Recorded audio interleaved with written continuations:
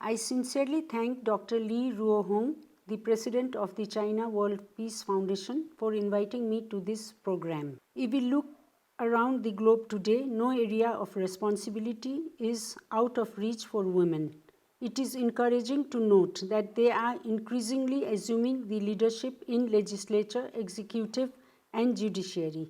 They have been successfully handling their responsibilities in economics, politics, management, public diplomacy, public relations, management areas. In their performance, women have shown that they are fully capable of doing their jobs. In fact, women have proved themselves better in every field, not only in the country but also abroad.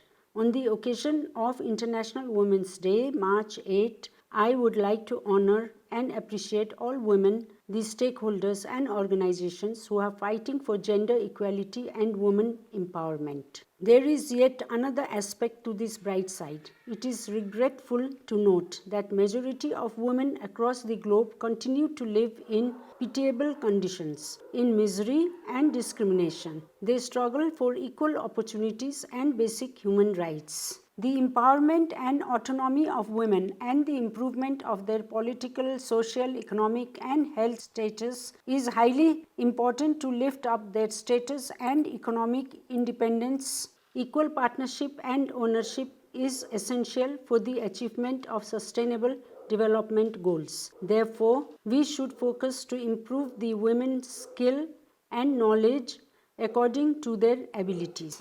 Education is one of the most important means of empowering women for self-confidence. Only education can motivate and make them capable of equal participation and equitable representation at all levels of the political process, public life in each society, and enabling women to articulate their concerns and needs. We have seen that gender inequality is strongly correlated with poverty. Even today, there is little attention paid to domestic violence and sexual harassment. Violence against women rarely goes punished.